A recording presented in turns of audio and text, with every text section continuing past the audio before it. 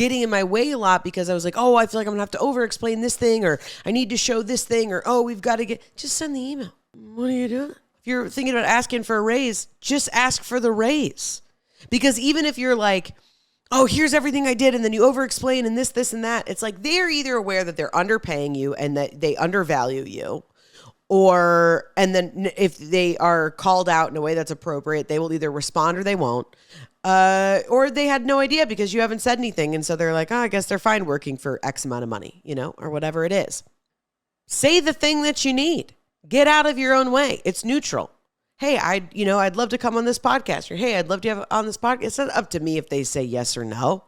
And it's not an opportunity. It's not a talent show.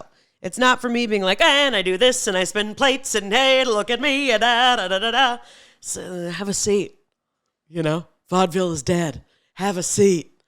I mean, how often are you doing that? How often are you doing that? I'm asking that question both to Rachel LaForce and also to you, my loyal listener. Okay. How often are you doing that? You don't need a vaudeville act. Ask the question, keep it moving, keep it neutral. That doesn't mean put your best, not put your best foot forward, right? Like if you're applying to a job, yes, make your profile or your portfolio the best of your ability. Show up to the best of your ability in everything that you do. But that's your only job. That already takes a lot of work. Because again, it's like that idea of neutrality where you're learning all these different things because staying neutral and having the ability to do so shows sense of self and self-worth and confidence and all of those things.